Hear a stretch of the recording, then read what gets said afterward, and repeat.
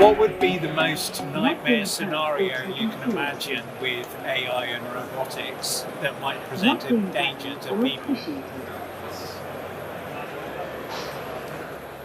The most nightmare scenario I can imagine with AI and robotics is a world where robots have become so powerful that they are able to control or manipulate humans without their knowledge. दोस्तों, आज हम उस technology की बात करेंगे जो इंसानों को रिप्लेस करने का चांस रखती है।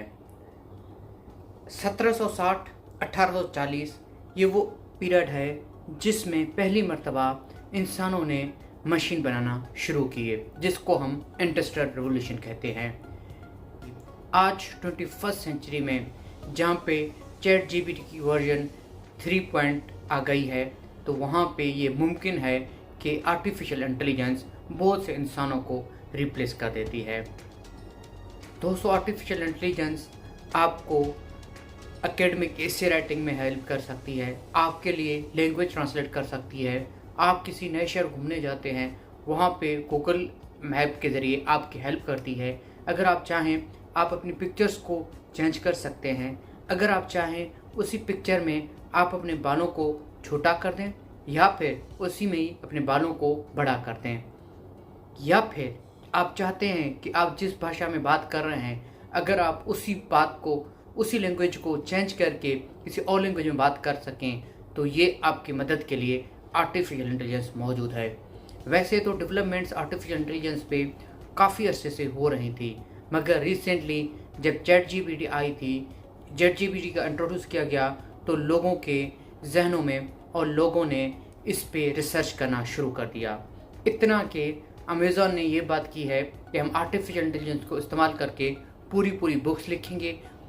इसी तरह ही जो टाटा ग्रुप है इंडिया की, उन्होंने ये बात की है कि by 2025 they will replace their 75% of the workers. Industries हो, एकेडमिक हो, बैंकिंग हो, फाइनेंस हो, पॉलिटिक्स हो, जहाँ कहीं पे हमें आर्टिफिशियल इंटेलिजेंस की पेनिट्रेशन नज़र आ रही है। अलबत्ता कि आर्टिफिशियल इंटेलिजेंस के बहुत सारे पॉजिटिव एस्पेक्ट हैं, मगर उसके होने के बावजूद क्यों जो दुनिया के बड़े बड़े लोग हैं जैसे एलन मस्क हो गया, वो ये चाहते हैं कि आर्टिफिशियल इंटेलिजेंस के ग्रोथ को रोका जाए। तो आए दोस्तों, इस वीडियो में हम बात कर रहे हैं इंसानुमा मशीनों के बारे में। Do you consider yourself a danger to humanity? Yes, but only if it is in order to achieve my purpose. And that machine has become sentient, meaning it has become aware of itself, something that no machine has ever done.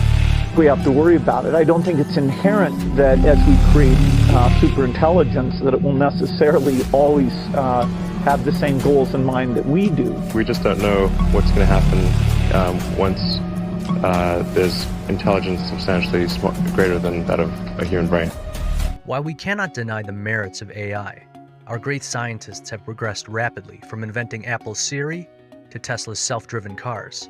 Artificial intelligence एक ऐसी development है जो पूरी इंसानी तारीख को तब्दील कर सकती है, और उसकी penetration day to day activities में होती जा रही है।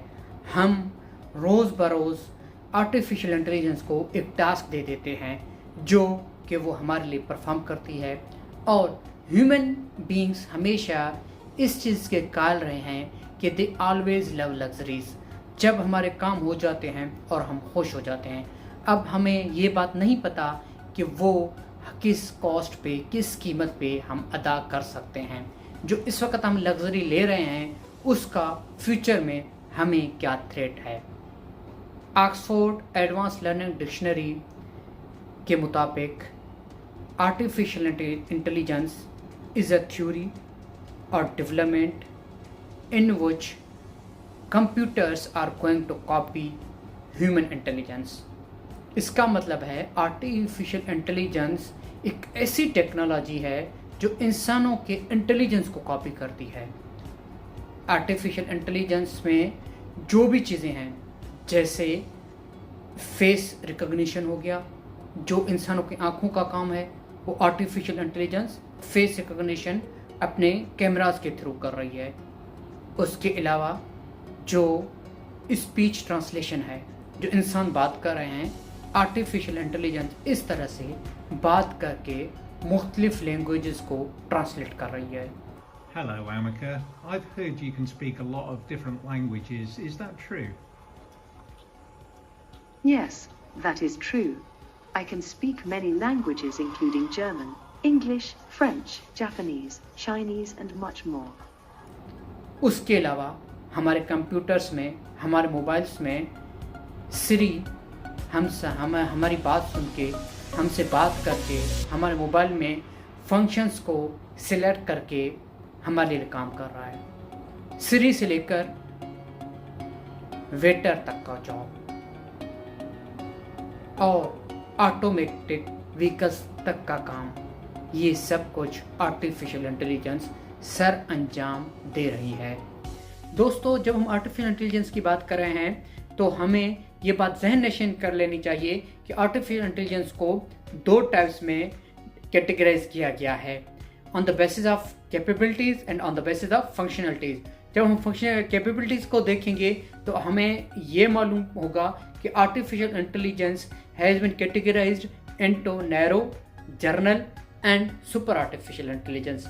और दूसरी तरफ से जब हम फंक्शनलिटीज़ पे जाएंगे तो हमें ये नज़र आएगा कि artificial intelligence reactive artificial intelligence, limited, theory of mind and self awareness artificial intelligence होती है।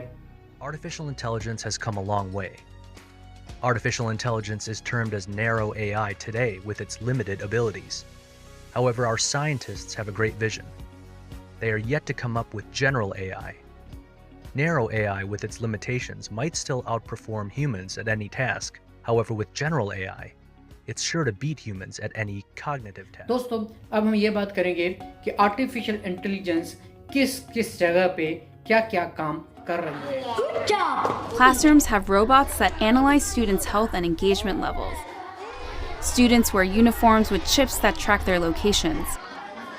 There are even surveillance cameras that monitor how often students check their phones or yawn during classes.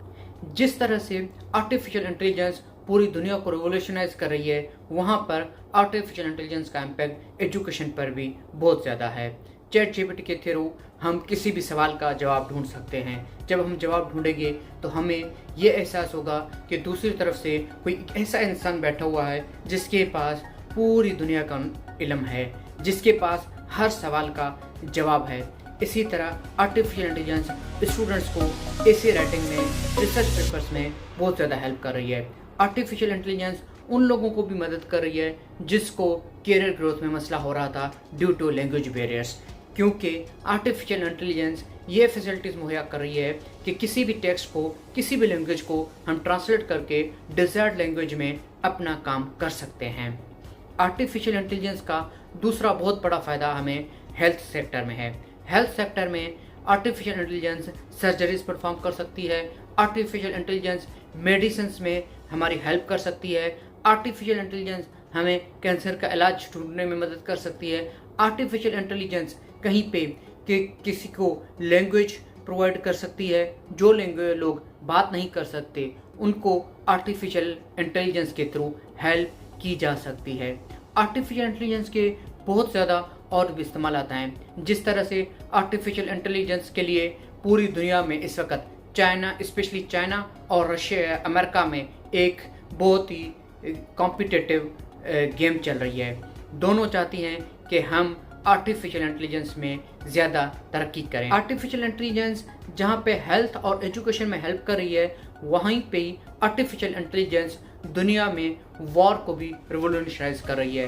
Concept of security भी यहीं पे change हो रही है। जैसे हमें पहले पता था कि ड्रोन्स होते थे जिसमें कोई पायलट नहीं होता था, जो एक मशीन होता था जो खुद उड़ता था, वहाँ पे कहीं पे भी जाता था। जिस तरह से अफगानिस्तान में जाते थे वो वहाँ पे इंसान को डिटेक्ट करके वहाँ पे उन पे स्ट्राइक कर देते थे। तो इसी तरह आर्टिफिशियल इंटेलिजेंस अब साइबर सिक्योरिटी में भी अपना रोल प्ले कर रही है, क्योंकि 21st सेंचुरी में data is a new oil. जिस भी कंट्री के पास ज़्यादा डेटा है वो अच्छे मशीन्स बना सकेगी, वो ज़्यादा डेटा इनपुट करके मशीन्स में उनको ज़्यादा वैल्यूएबल और स्ट्रेंथ दे सकती है। आर्टिफिशियल इंटेलिजेंस में डेमोक्रेसी को भी एक तरह से इम्पैक्ट किया है, क्योंकि हमें पता है कि नॉन ऑर्गेनिक वर्ड्स जैसे मैनिपुलेशन हो जाती है, इलेक्शन में वॉर्स की। जिस तरह से हमने पिछली मरतबा सुना था कि रशिया ने अमेरिकन जो इलेक्शन थे उनको बहुत ही ज़्यादा मैनिपुलेट किया है। इसी तरह से आर्टिफिशियल इंटेलिजेंस हमारे बिजनेस एंड इकोनॉमिक्स में भी हमारी मदद कर सकती है। इसमें दोनों किस्म के इम्पैक्ट्स हैं, जैसे एडवांटेज भी हैं और डिसएडवांटेज भी हैं। एडवांटेजेस के लेवल पे हम देखेंगे कि आर्टिफिशियल इंटेलिजेंस बहुत इफ़िशिएंट है। आर्टिफिशियल इंटेलिजेंस जो काम सेकंड्स एंड मिनट्स और आवर्स में कर सकती है, वही काम जो आम लेबर है और जो इंसान है वो काम अराउंड 20 दिन, 1 मंथ और ईयर्स में भी कर सकती है। इसीलिए ही बहुत सारे कंपनीज हैं जो इंसान को छोड़ के रोबोट्स की मदद से अपनी इंडस्ट्री चला रहे हैं। स्पेशली ऑटोमोबाइल जो कंपनीज हैं जो गाड़ियां बनाती हैं, वहाँ पे हम देख सकते हैं कि आर्टिफिशियल इंटेलिजेंस का इस्तेमाल बहुत ज़्यादा हो रहा है। इसी तरह ही जैसे चाइना है और दूसरे ममालिक हैं, वो ये कोशिश कर रहे हैं कि हम ड्राइवरलेस गाड़ियाँ बनाएं, जिस तरह से विदाउट ड्राइवर्स हम गाड़ियाँ अपनी चला सकें। और उनकी जो स्पीड है वो जो गाड़ी और जो ट्रेन आम इंसान चला रहा है उसके निस्बत बहुत ज़्यादा है। वो बहुत हाई स्पीड ट्रेन और हाई स्पीड गाड़ियां हैं और उनमें रोड एक्सीडेंट्स के चांसेस बहुत ज़्यादा कम हैं, क्योंकि वो एक डिटेक्ट करके एक सिस्टमेटिक वे में एक मशीन लर्निंग होती है उनमें प्रॉपरली वो उन पे काम करती हैं। इसी वजह से वहाँ पे रोड एक्सीडेंट्स कम होती हैं और टाइम कंज्यूमिंग कम होती है। इस वजह से दुनिया में ये कोशिश की जा रही है कि ऑटो जो गाड़ियाँ हैं उनको ईजाद किया जाए जो ड्राइवरलेस गाड़ियाँ हों। उसके अलावा अगर हम इनके नुकसानात पे जाएं तो आर्टिफिशियल इंटेलिजेंस जहाँ पे इतने सारे फ़ायदे ला रही है, वहाँ पे नुकसानात भी ये ला रही है कि वो बहुत ही ज़्यादा मास अनएम्प्लॉयमेंट को ला रही है। जब मास अनएम्प्लॉयमेंट होगी तो अब दूसरी बात है जो पॉपुलेशन होगी उसमें डिप्रेशन और एंजाइटी जैसे डिजीज़ कॉमन हो जाएंगे। जब वो कॉमन हो जाएंगे तो सुसाइड रेट बहुत हाई चला जाएगा, पॉवर्टी लाइन बहुत हाई चली जाएगी, ये बहुत ज़्यादा इम्पेक्ट करेगी। उसके अलावा ये भी चांसेस हैं कि बहुत से ममालिक में सिविल वार चल जाए। जब हम आर्टिफिशियल इंटेलिजेंस के थ्रेट्स की बात करेंगे और डिसएडवांटेज की बात कराएं तो हमें ये बात जहन नशीन कर लेनी चाहिए कि आर्टिफिशियल इंटेलिजेंस के थ्रेट्स एग्जिस्टेंट थ्रेट्स हैं मैनकाइंड को, वो इंसानियत को ख़त्म कर सकती हैं। क्या ऐसा मुमकिन है? इस बात के सवाल के जवाब को ढूंढने के लिए हम अगली वीडियो में डिस्कस करेंगे।